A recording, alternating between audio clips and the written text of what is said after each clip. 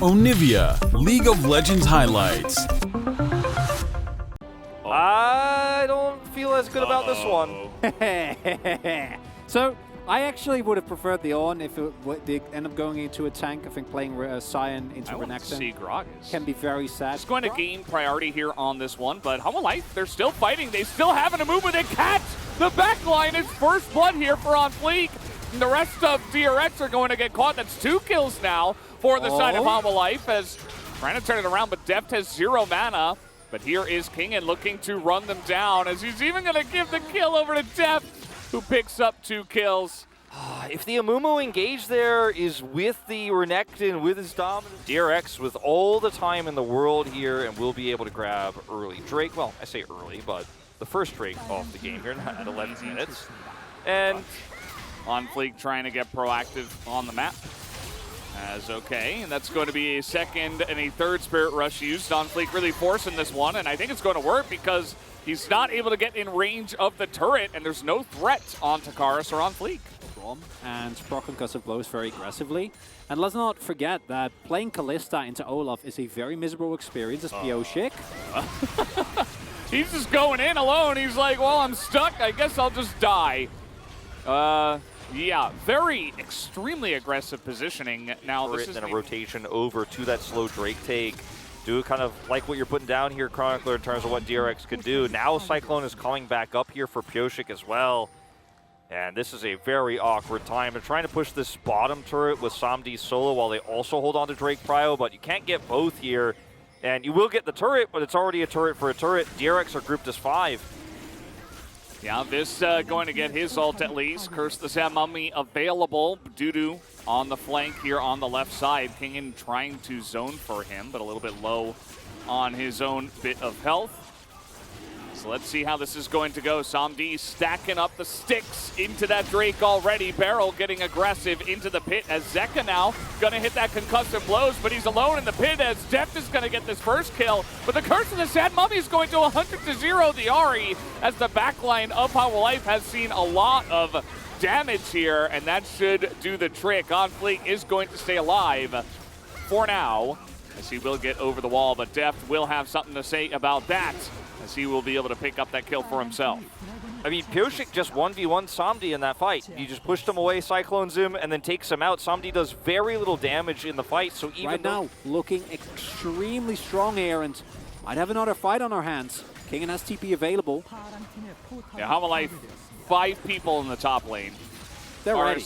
Took a really nice trade, but it's kind of the way you have to play this competition. You gotta find it. As Vista nearly dies just by that, as the Cyclone is huge value in the back. You see Karis just trying to access that backline and actually is able to get on in there. Karis doing insane amounts of damage, and this opens up the fight for Samdi as he's hopping over the wall. Kingen, though, is resetting, and it's not going to be enough. That is a ace for Hanwha Life Esports. And there you see what happens if you do get the backline access. Deft goes down almost immediately.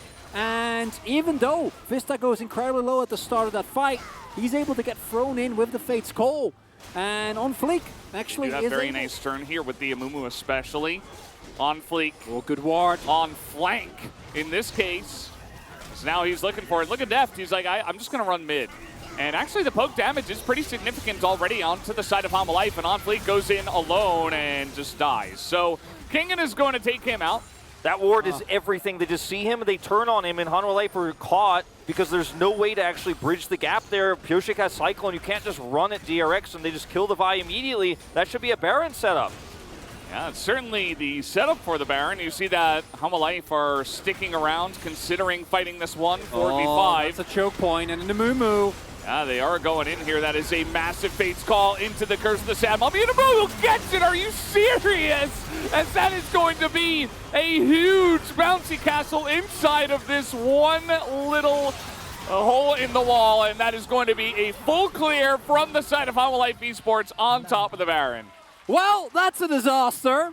As not only are you down the jungle? We said the siege isn't great, but if they split as 4-1, they have hard dive, so DRX need to respect this. Yeah, pretty much just threatening this one, and DRX, they still have the tools in their champion kits, but do they have the money? Do they have the ability even? I mean, some of the decisions in this game have not exactly been clean, as in goes Pyosik, and now Dudu is frontlining. In goes Vista quite deep, and Dudu is going to survive throughout all of that. Fate's Call will save the sad mom. Hanwha Life Esports going to take 2 Ocean Drakes here now, and it's the Kingin lead here on the top side of the map, but everything else has gone south so quickly. So we'll steal this blue buff away. Small victories, small victories. Got him.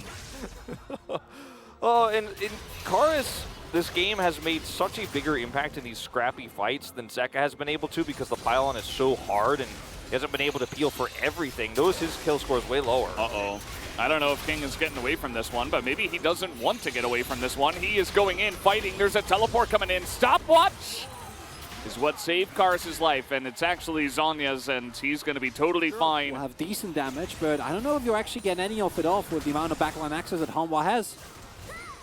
All right, we're just diving, and that's what this comp does so well. The Curse of the Sad Mummy onto the entire front line. This is just going to be a wash. Hanwha Life Esports are going to come in here and threaten DRX to take a victory away from a playoff team in DRX here, and it's looking pretty likely they're just going to go with the bottom lane. Has supers already in position, and this should be the final push. Yep, looks like we're going to a game 3 in this one.